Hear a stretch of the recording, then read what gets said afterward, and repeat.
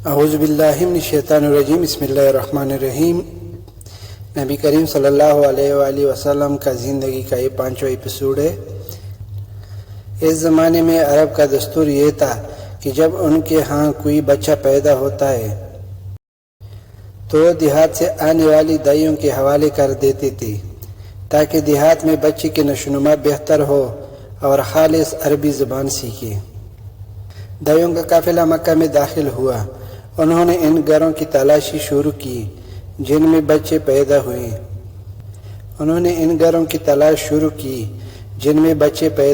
تھے۔ اس طرح بہت سی دائیاں جناب عبدالمطلب کے گھر بھی آئیں۔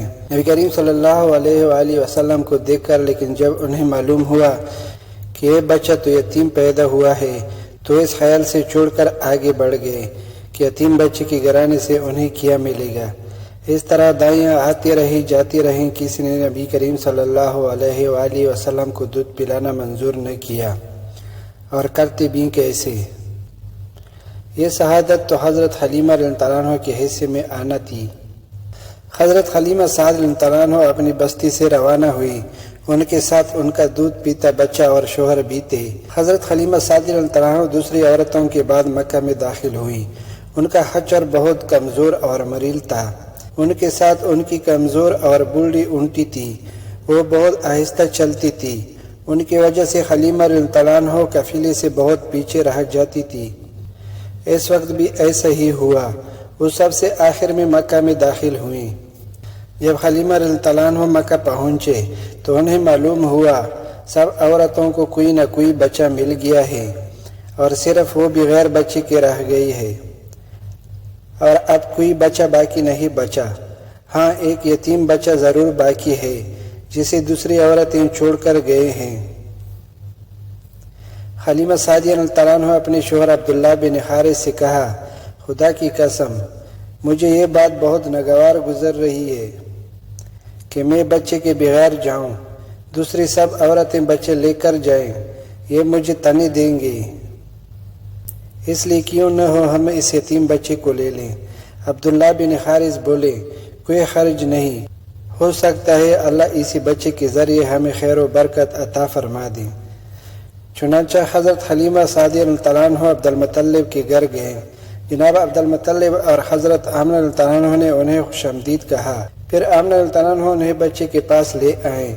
آپ صلی اللہ علیہ وسلم اس وقت ایک اونی چادر میں لیٹے ہوئے تھے۔ وہ چادر سفید رنگ کی تھی۔ آپ صلی اللہ علیہ وسلم کے نیچے ایک سبز رنگ کا ریشمی کپڑا تھا۔ آپ صلی اللہ علیہ وسلم سیدھے لیٹے ہوئے تھے۔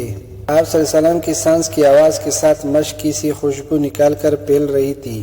حلیمہ سعدیہ رضی اللہ عنہ آپ صلی اللہ علیہ وسلم کے حسن اور جمال کو دیکھ کر حیرت زدہ رہ گئی۔ آپ صلی اللہ علیہ وسلم اس وقت سوئے ہوئے تھے۔ انہوں نے جگانا مناسب نہ سمجھا، لیکن جیسے ہی انہوں نے پیار سے اپنا ہاتھ آپ صلی اللہ علیہ وسلم کی سینے پر رکھا، آپ صلی اللہ علیہ وسلم مسکرا دیں اور آنکھیں کھول کر ان کی طرف دیکھنے لگے۔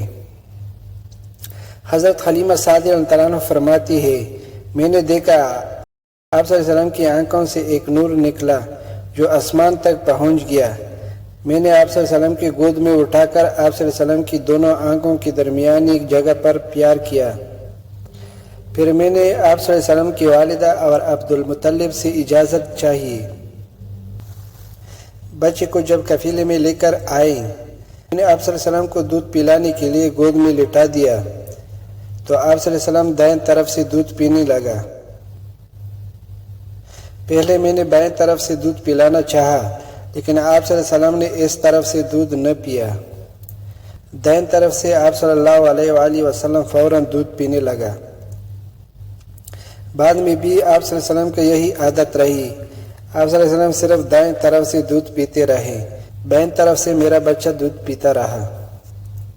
پھر قافلہ روانہ ہوا۔ حلیمہ سعدیہ رضی اللہ عنہ فرماتی ہے، میں اپنے خچر پر سوار ہوئی، آپ صلی اللہ علیہ وسلم کو ساتھ لے لیا۔ اب جو ہمارا خچر چلا تو اس قدر تیز چلا کہ اس نے پورے قافلے کے سواریوں کو پیچھے چھوڑ دیا۔ پہلے وہ مریل ہونے کی بنا پر سب سے پیچھے رہتا تھا۔ میرے خواتین ساتھی حیرانگی سے مخاطب ہوئے، اے حلیمہ، یہ آج کیا ہو رہا ہے؟ تمہارا خچر اس قدر تیز کیسا چل رہا ہے؟ کیا یہ وہی خچر ہے جس پر تم آئی تھی؟ اور جس کے لیے ایک ایک قدم اٹھانا مشکل تھا؟ جواب میں ان سے کہا، بے شک یہ وہی خچر ہے، اللہ کی قسم اس کا معاملہ عجیب ہے۔ پھر یہ لوگ بنو سعد کی بستی پہنچ گئے۔ ان دنوں یہ علاقہ خشک اور قحط زیادہ تھا۔ حلیمہ سعدیہ رضی اللہ عنہ فرماتی ہے، اس شام جب ہماری بکریاں چرا کر واپس آئیں تو ان کے تھن دودھ سے بھرے تھے، جبکہ اس سے پہلے ایسا نہیں تھا۔ ان میں سے دودھ بہت کم اور بہت مشکل سے نکلتا تھا۔ اس دن میں نے اپنی بکریوں کا دودھ دوہا تو ہمارے سارے برتن بھر گئے، اور ہم نے جان لیا کہ یہ ساری برکت اس بچی کی وجہ سے ہے۔ آس پاس کی عورتوں میں بھی یہ بات پھیل گئی۔ ان کی بکریوں بدستور بہت کم دودھ دے رہی تھی۔ عرض ہمارے گھر میں ہر طرف ہر چیز میں برکت نظر آنے لگی۔ دوسرے لوگ تعجب میں رہے۔ اس طرح 2 ماہ گزر گئے۔ 2 ماہ میں ہی آپ صلی اللہ علیہ وآلہ وسلم چلنے پھرنے لگے۔ آپ صلی اللہ علیہ وسلم 8 ماہ کی ہوئی تو باتیں کرنے لگے، اور آپ صلی اللہ علیہ وسلم کی باتیں سمجھ میں آئی تھی۔ 2 ماہ کی عمر میں تو آپ صلی اللہ علیہ وآلہ وسلم بہت صاف گفتگو کرنے لگے۔ اس دوران آپ صلی اللہ علیہ وآلہ وسلم بہت سی برکات دیکھنے میں آئیں۔ حلیمہ سعدیہ رضی اللہ عنہ فرماتی ہے، جب میں آپ صلی اللہ علیہ وسلم کو اپنے گھر لے آئیں تو بنو سعد کا کوئی گھرانہ ایسا نہ تھا جس سے مشک کی خوشبو نہ آتی ہو۔ اس طرح سب لوگ آپ صلی اللہ علیہ وآلہ وسلم سے محبت کرنے لگے۔ جب ہم نے آپ صلی اللہ علیہ وآلہ وسلم کا دودھ چڑھایا تو آپ صلی اللہ علیہ وسلم کی زبان مبارک سے یہ الفاظ نکلا، اللہ اکبر الحمدللہ کثیرا و سبحان اللہ بکرا وسیلہ، یعنی اللہ تعالیٰ بہت بڑا ہے، اللہ تعالیٰ کے لیے بہت تعریف ہے، اور اس کے لیے صبح و شام پاکی ہے۔ پھر جب آپ صلی اللہ علیہ وآلہ وسلم 2 سال کے ہو گئے تو ہم آپ صلی اللہ علیہ وسلم لے کر آپ صلی اللہ علیہ وسلم کی والدہ کے پاس آئیں۔ اس عمر پہنچنے کے بعد بچوں کو ماں باپ کے حوالے کر دیا جاتا تھا۔ ادھر ہم آپ کی برکات دیکھ چکے تھے کہ ابھی آپ صلی اللہ علیہ وسلم کچھ اور مدت ہمارے پاس رہیں، چنانچہ ہم نے اس بارے میں آپ صلی اللہ علیہ وآلہ وسلم کی والدہ سے بات کی، ہمیں اجازت دیجیے کہ ہم بچے کو 1 سال اور اپنے پاس رکھیں۔ میں ڈرتی ہوں کہیں اس پر مکہ کی بیماریوں اور آب و ہوا کا اثر نہ ہو جائیں۔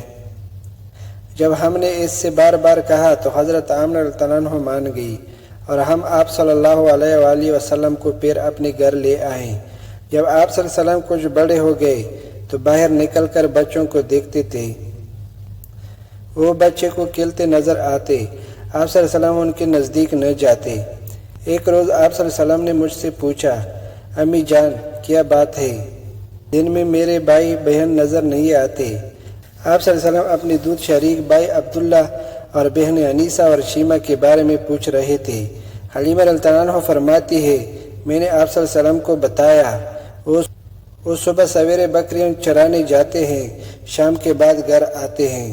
یہ جان کر آپ صلی اللہ علیہ وآلہ وسلم نے فرمایا، مجھے بھی ان کے ساتھ بھیج دیا کریں۔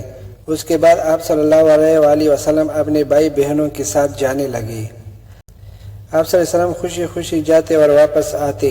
ایسے میں ایک دن میرے بچے خوفزدہ انداز میں دوڑتے ہوئے آئے اور گھبرا کر بولے، امی جان جلدی چلیے ورنہ بھائی محمد صلی اللہ علیہ وآلہ وسلم ختم ہو جائیں گے۔ یہ سن کر ہماری تو ہوش اڑ گئے، دوڑ کر وہاں پہنچے۔ ہم نے آپ صلی اللہ علیہ وسلم کو دیکھا۔